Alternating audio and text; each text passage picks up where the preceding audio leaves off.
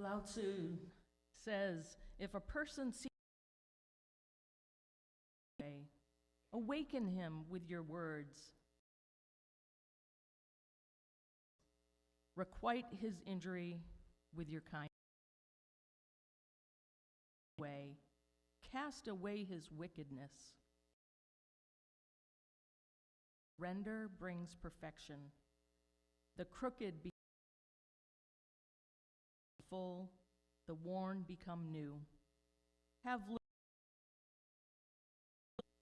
much and be confused. Way and becomes a model for the world.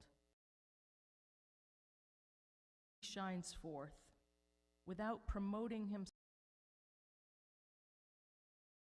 without claiming reward. He gains endless glory. His glory endures. So no one under heaven can, saying, surrender brings perfection.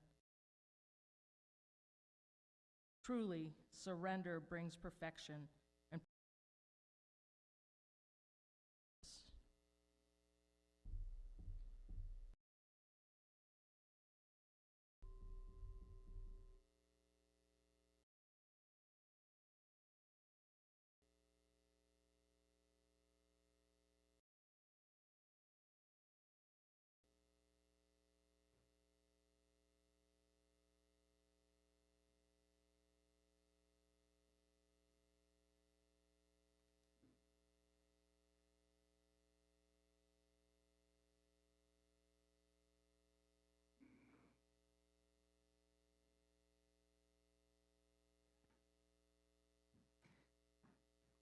And I appreciated your words about diversity, Jenni, especially because diversity seems to make people anxious these days. Organizations are scared of losing funding if they say the words diversity or equity or inclusion out loud. And honestly, it's a very human thing to feel anxious when other people have beliefs that are different from ours or their culture is not like ours. We feel more secure when others are like us, feel safe. If other people are different from us, we tend to be at least a little bit wary of them. Maybe we judge them, cut them out of our lives perhaps, or simply try to get rid of them. It's natural for diversity to stir up some anxiety in us. And remember, anxiety makes us stupid. We do not do our best thinking when we are anxious. We don't do well at aligning with our life-affirming values when we're anxious. Do you remember the 4 ways that people typically react out of anxiety? We've talked about them back in September, October. We talk about them a bit. Yeah, we create conflict. We distance, we run away. We do that thing that churches love. We triangulate. I don't know that churches love that, but we do that. That's one of them. And we overfunction. Yeah, we create conflict, we distance, we triangulate, and we overfunction. And I see in the world that people who don't know how to respond to diversity in the world do all 4 of those things: create conflict, triangulate, run away, and overfunction. And the result is polarization. Polarization is actually how some people hope we react to diversity, because when we're polarized, we're easier to control. When we're polarized, we begin to think of other people as our enemies, people who disagree with us, people who think differently from us, people who have different identities from us. We call them names, we label them and get angry at them, we look down on them, we go on the internet and we post hurtful things about them. We look for other people putting hateful things up on the internet so we can cheer together about how we think about them. We develop an us versus them mentality. And of course, us are the smart, intelligent, thinking, faithful, honest, good ones. And them is the stupid, selfish, mean, dishonest, hateful, evil ones. They become the enemy. It feels like everything would be easier if we just had the world without them in it. We make up stories in our head about their motives, their intentions, their character. And as our enemy, of course, we want to see them defeated, humiliated, destroyed. All mutual respect and courtesy get thrown out the window. Love. We cease to love our neighbor as ourselves. All thoughts of mutuality and collaboration are gone. We forget any common goals that we may have once had. As long as we are polarized, we stay stuck. The big issues in the world remain unresolved. And if we stay polarized, wholeness is impossible. So we have to grow up emotionally. If we are going to fully align with liberating love, we have to grow in our emotional maturity and our self-differentiation. I am convinced that our ongoing growth in self-differentiation will dramatically impact our capacity to live in connection with other people and to embody our values more fully. Remember, self-differentiation is that stance that says, I get to be completely me, and you get to be completely you, and we don't have to change each other. The more differentiated a person is, the more they can be fully present in relation without expecting other people to be different. Highly differentiated or accept them or approve of them, who they and hear me when I say differentiated people don't need other people to like them or approve of them. I'm not saying that we can behave however we want to because it doesn't matter what other people think. I'm saying we can boldly embody our values of generosity and pluralism and justice and equity and transformation and interdependence with integrity without giving up our life-affirming values for the sake of other people's approval or acceptance, without giving up our values to go to battle with them. People who are more differentiated have the capacity to listen with humility to the ideas of other people. They listen so well that they can develop the capacity to see the world through another person's eyes. People who are more differentiated find a way to love what is without demanding that reality change to suit their wishes. Their focus is on their own growth rather than changing other people. Again, hear me. I'm not saying give up on a vision for something better in the future. I'm saying we don't try to wrestle reality into submission. We accept and embrace what is so that we can honestly chart a path forward based on how we will show up, how we will be in connection with what is. People who are more differentiated define themselves, their beliefs, their convictions, without attacking the beliefs and convictions of others. They can even listen to the attacks of others without reacting to them. I remember a story about a Buddhist monk that was publicly meditating, that was demonstrating the value of having serenity in the midst of all of the chaos that might be swirling around him in a public place.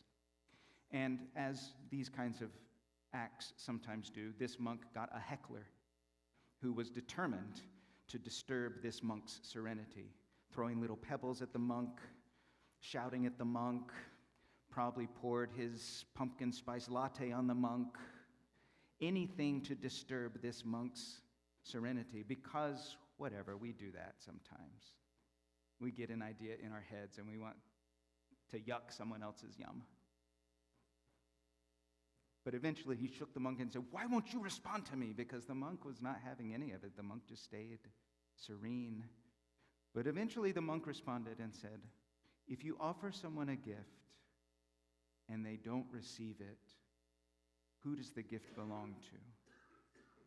And the heckler said, "It still belongs to me." And the monk said, "Yes, that's right. So all of your vitriol, all of your heckling, all of your animosity, your attacks, I don't receive them. All of that still belongs to you. You figure out what to do with it." So why does all of this matter? Someone out there in the world considers you them. When they say them, you are a part of it. Someone out there, maybe a whole group of someone's out there. When they say them, they mean you. They mean me. Attacking that person, allowing our anxiety to govern our behavior, just plays into the polarization. It creates the image of us that they already have in their heads. It reinforces their sense that we are the enemy, that we are something to fear. The second thing is diverse communities of mutual care. As we sometimes envision beloved community, diverse communities of mutual care, I believe, is a long-term solution, answer to fascism and oppression. Because if there's one thing that we learn, there are probably many things that we learn, but one thing that we learn from a fascistic administration is that we cannot rely on the government to take the place of us caring for one another. We cannot outsource our care for one another. We realize too late sometimes that we need to build sustainable communities of mutual care. And communities of mutual care and found family are nothing new. People have been doing that for a long time. But when we do that, a lot of times we reinforce tribalism because we are scared when we realize that we need this. So we have the trans community, building communities of mutual care for trans people, by trans people. It's a found family that knows the importance of keeping one another safe and caring for one another. But they also become isolated from other people in the world. And it seems scary to try to connect with other people in the world. The same thing happens with communities of color. Yes, there are communities of mutual care, but they have to rely on one another in order to survive. And survival feels really scary sometimes. I have a feeling that sometimes we fear for our survival more than we actually have to. And we wind up circling the wagons and trying to hunker down and protect the small circle of us that we feel safe and comfortable with.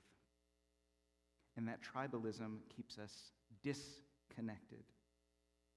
We draw our circles around people who need the same kinds of things we need, who need the same kinds of care, with the same general identities, people who feel like a part of us in a very narrow way that we define us.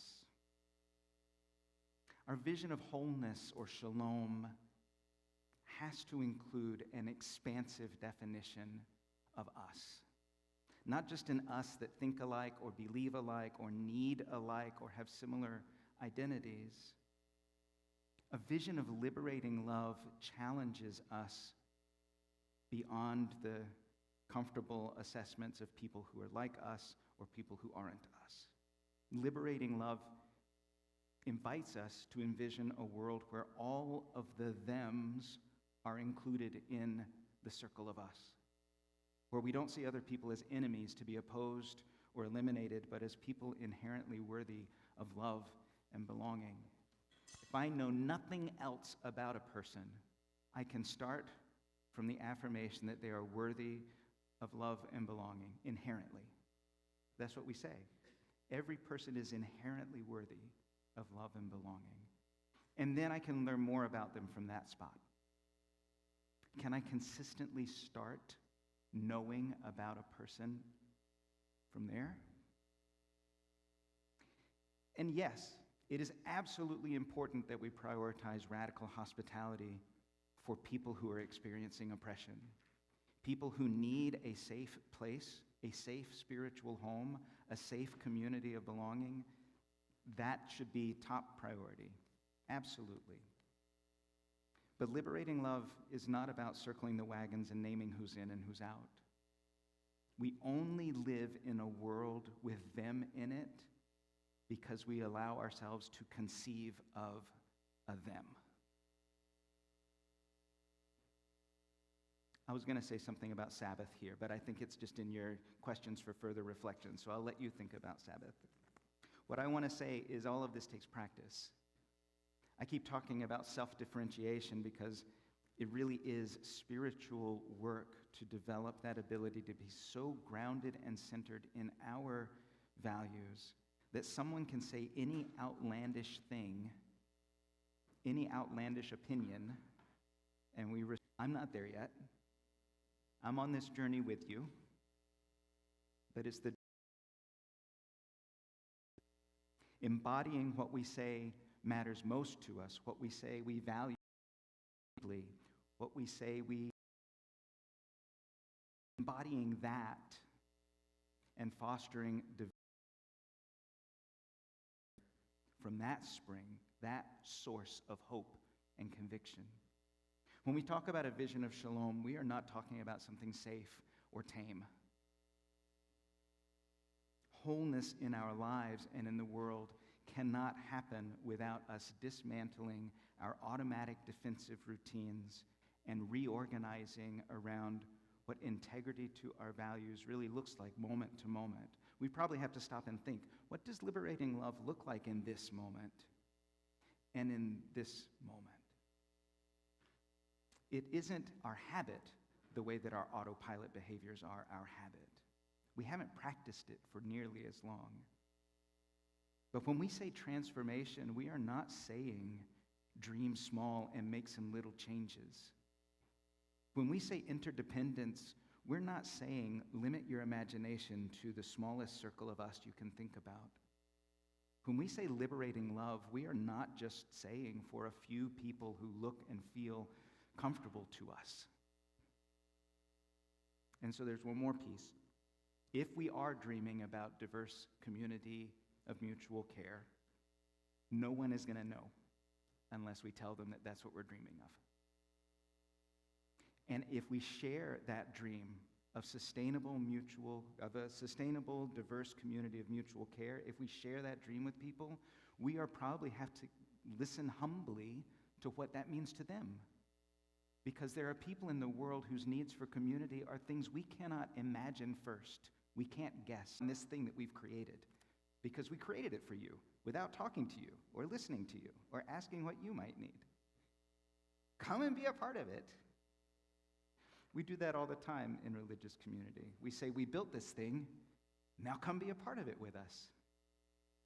And instead we may need to say, what do you need us to build? What do you need us to create? Will you come create it with us? Will you be a partner in this community of mutual care that we are dreaming of without even knowing what that even means yet? We have and to continually reimagine a more expansive of us, not limited by what feels safe. Interdependence with all beings, interdependence with the entire web of existence. Interdependence with all, a liberating in its bones that liberation means, a liberating in its bones that liberation means, and that we need to include in order to get there. May we be so bold.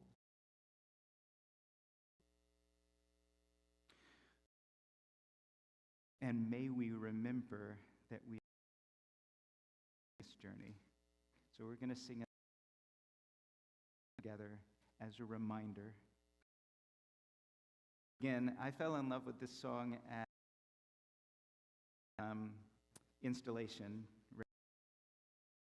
at Southwest UU commissioned this congregation and then shared it with the rest of us. So I'm grateful to Allie and I'm grateful to you for your voices. I invite you to rise in body or spirit as we sing together.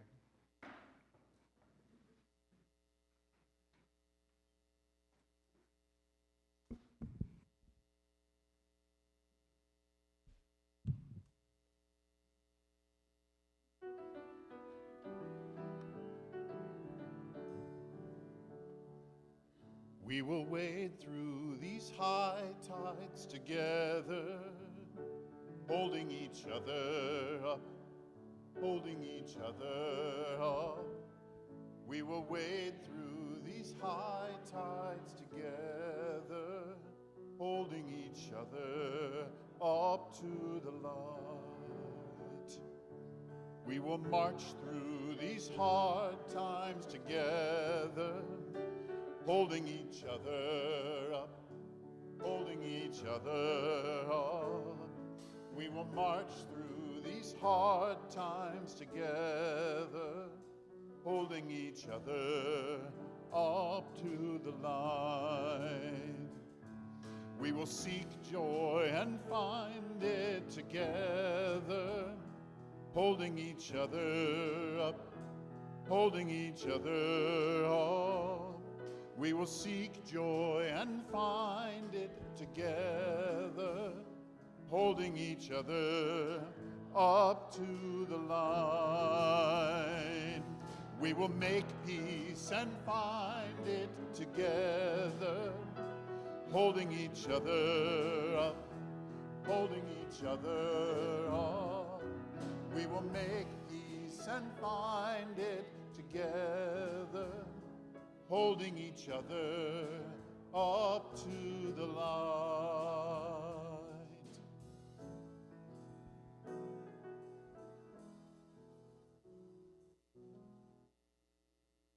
Thank you. You see the... We had a really great party on Friday night. If you were here for it, thank you for being. And Kelly McKenna and the kickoff team, but thank you, thank you, thank you. If you were a part of Kelly's core, amazing. Thank you for all of that work. Just, I'll let you know, officially with your contributions of $2,400,000. Yes. Capital campaign was going to be a stretch, and then they heard $2,625,400 and said, oh, well, maybe we can do that. So I hope you feel as inspired and as I do about our capital campaign. We are wanting to visit everybody in the congregation because it's not just about a dollar figure, it is about and it is about journeying together. So we want to make sure every household in our congregation has an opportunity to have a one. We'll do some visits too after you get visited. That's because we want everybody to be a part of this conversation. Yes, when somebody calls and says, can I come visit you and talk about this? We've got a beautiful little view book for you to look at. We've got plans for the building. And some of your favorite people will be the ones asking you to come and visit and spend some time with you. So please say yes. Don't think of excuses. Find another comfortable place to meet, but say yes. It's amazing. I have so much fun on these visits. Also, sabbatical is coming, January 1st. I will be leaving on sabbatical. I've got some brochures. I'm going to print them out. I'm going to make sure you have PDF copies of them. But one of the things in the brochures is all the things that you might want to reach out to somebody about. And it's in a one hand that wants one can have one. So we're going to print some copies. I'm going to send them out because I know there was a lot of communication going out about that. So soon you'll have that in your hands. If the possibility of being a cookie elf this year makes you giddy with excitement, Helen Gooten will be in the fellowship hall today to get folks signed up to either bake or deliver holiday goodies. So please see Helen if you want to be a cookie elf this year. That means you could make cookies or you could take cookies to people. You don't have to do both. You could do one or the other, but we need both things to happen. Our holiday bazaar also is coming up. That's on December 21st after the service. There's still opportunities for vendors to be involved with that. There's a Google sheet. It's in our newsletter, or you can reach out to Amy Collins and let Amy know. But also, if you're wanting to do some last-minute holiday shopping, December 21st after the service, the holiday bazaar will be in the fellowship hall. Next Sunday in the fellowship hall, there's going to be a potluck after the service, and that is all you. The kitchen crew is not making anything. It's just you making your favorite things to share with one another and bringing it and eating what each other brought. I think there's going to be a delightful program from the Tending Covenant team. Mike Miller says yes, and Lori says yes. So bring some good food and be prepared for some lovely conversation. And also, choir, you sang the amazing things you're singing today, and you are making the rest of us look bad. Okay, choir. The choir has a really special service next week. The potluck afterwards. Lots of stuff going on. December is always like this. And so as we leave this place, may we be willing to define ourselves and to allow others to define themselves without feeling threatened by differences of opinion or perspective. And may we co-create a world in which all people know that they are inherently worthy of love and belonging, just like everybody else, and that they don't have to pull others down to lift themselves up. May we envision diverse communities of mutual care that refuse to operate from oppositional us versus them illusions. Communities of fierce welcome, wild grace, and radical hope. Go with peace and courage.